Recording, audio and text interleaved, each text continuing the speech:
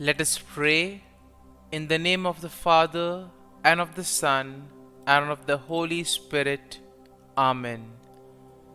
O Jesus, through the Immaculate Heart of Mary, I offer you my prayers, works, joys, and sufferings on this day for all the intentions of your Sacred Heart, in union with the holy sacrifice of the Mass throughout the world, in reparation for my sins, for the intentions of all my relatives and friends, and in particular for the intentions of the Holy Father.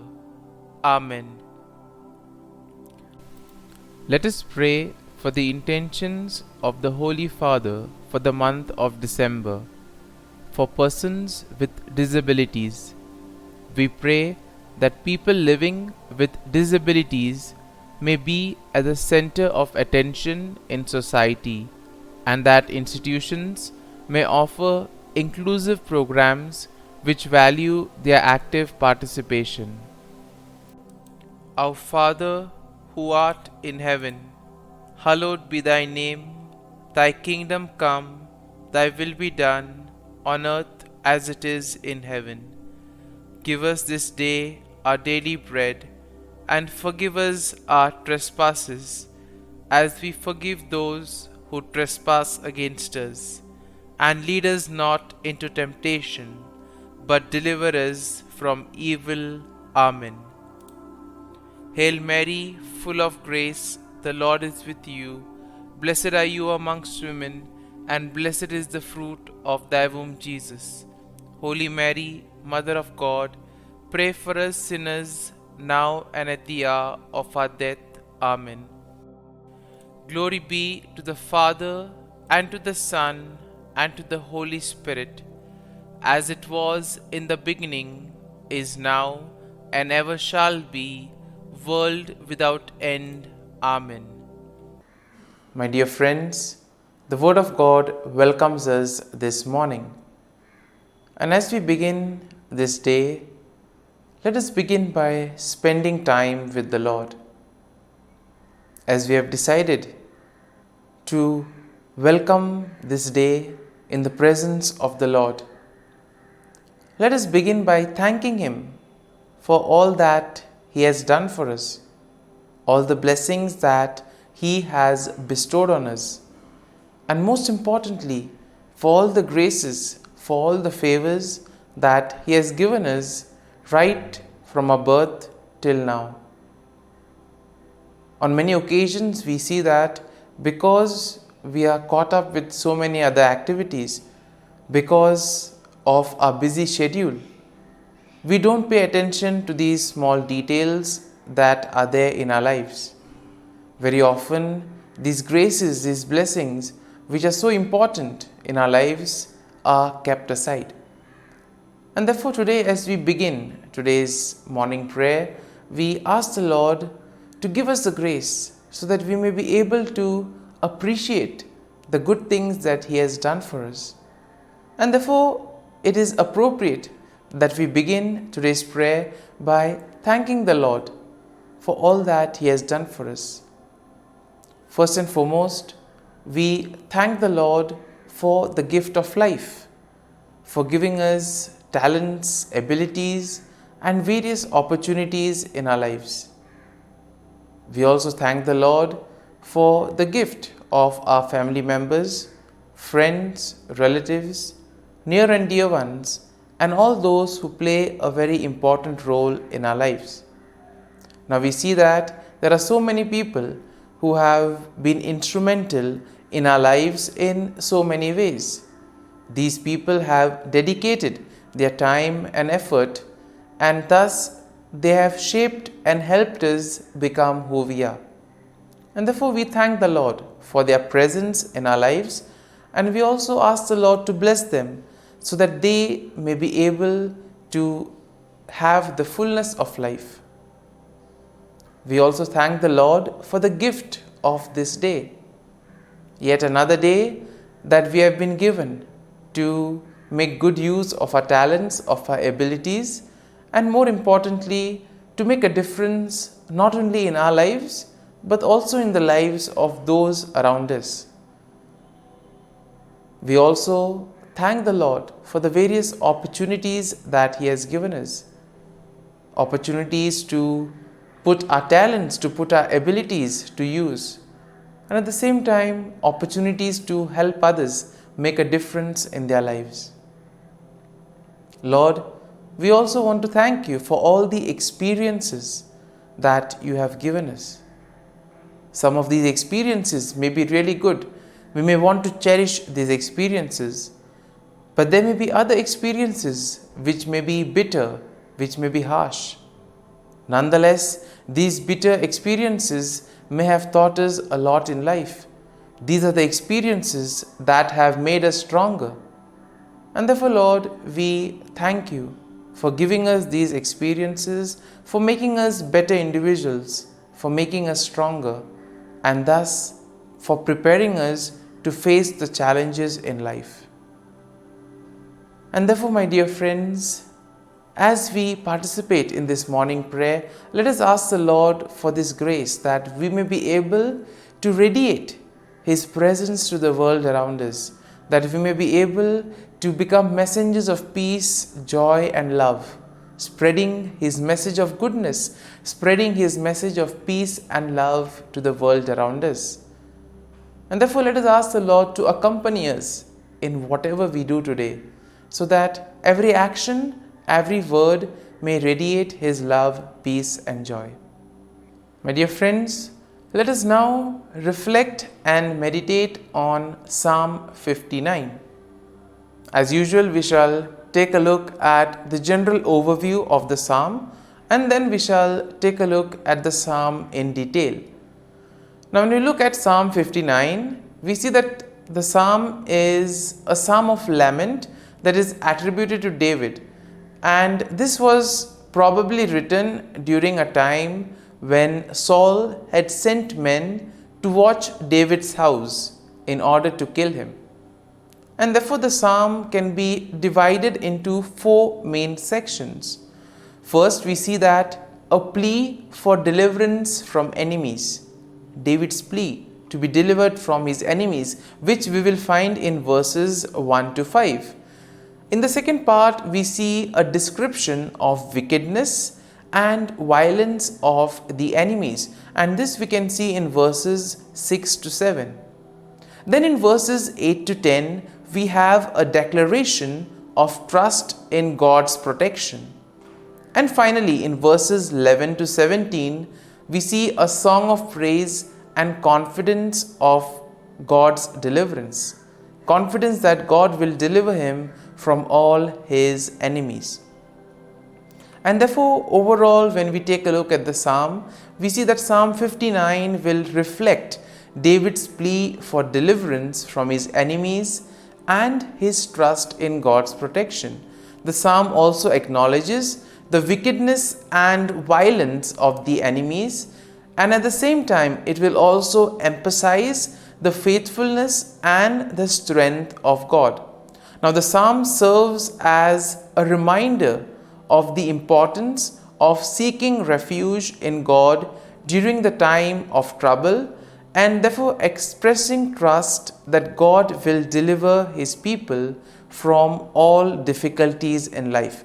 And therefore the psalm will conclude with a song of praise, highlighting the confidence and gratitude that come from placing one's trust and faith in the Lord.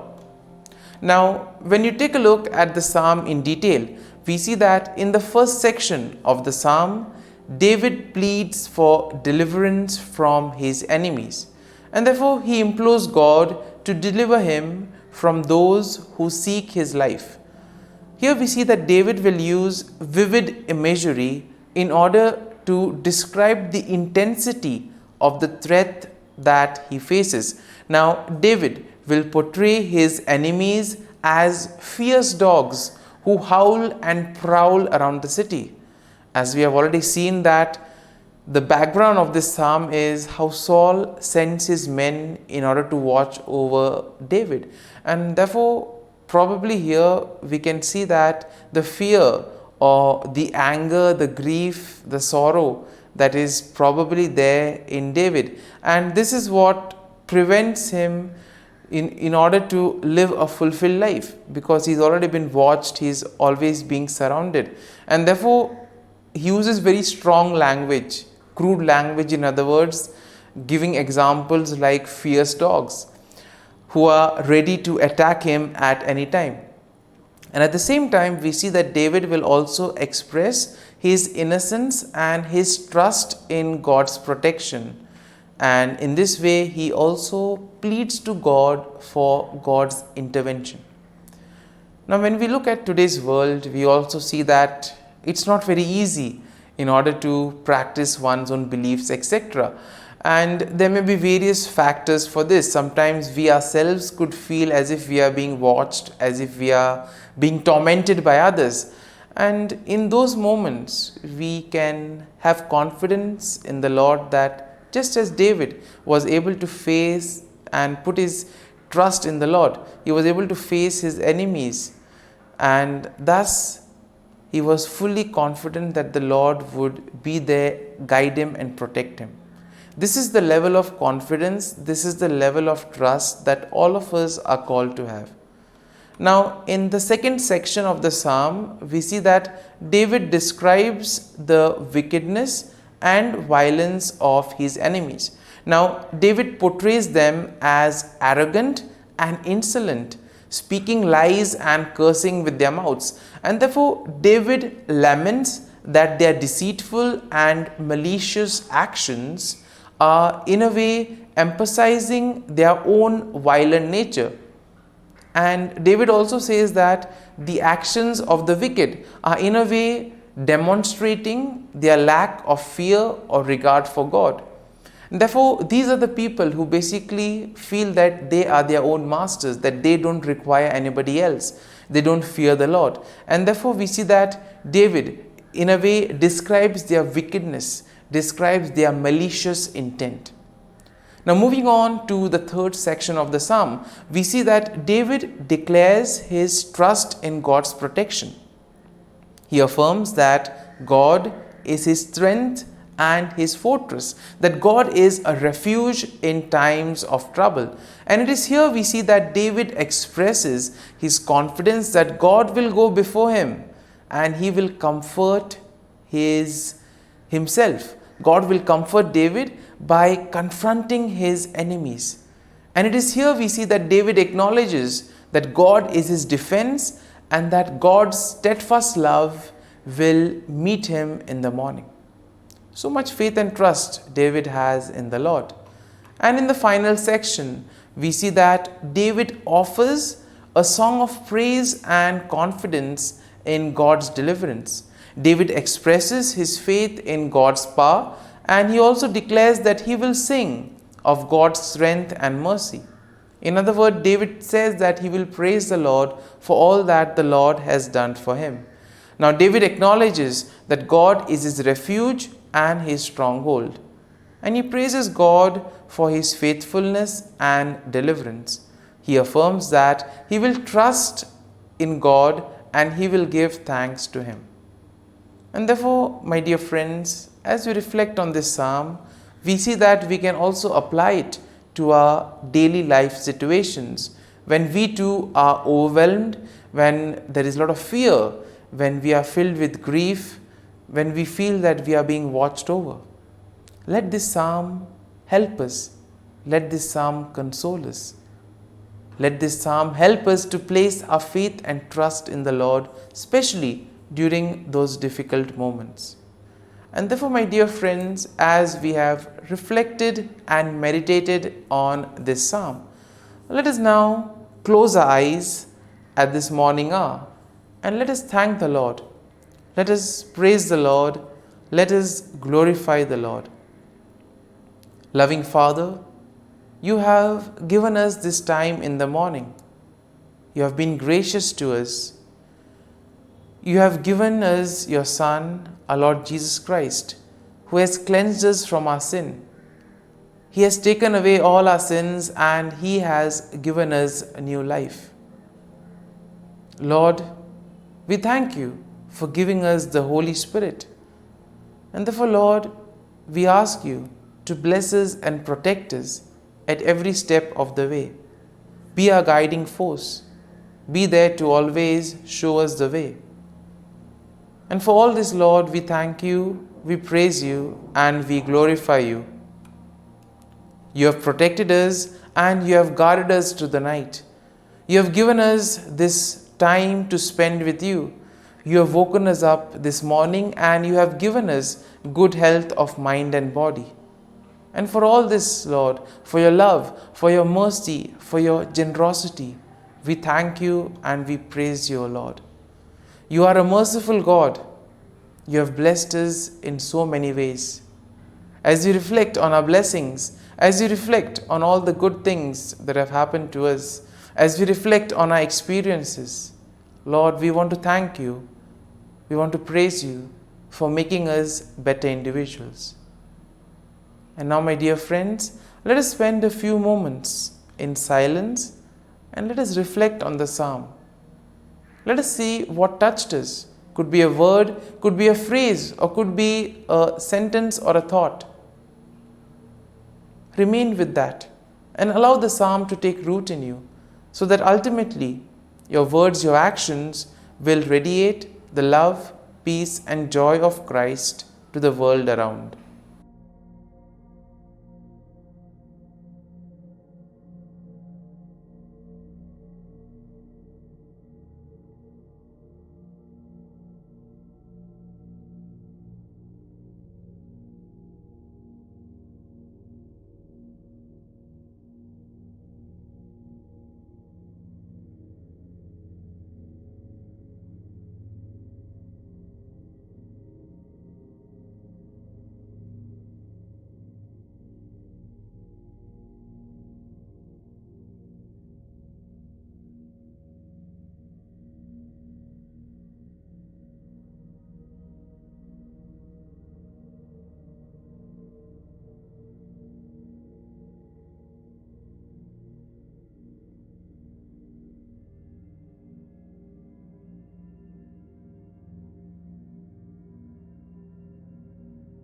Prayer to Saint Michael the Archangel for protection. Saint Michael the Archangel, defend us in battle.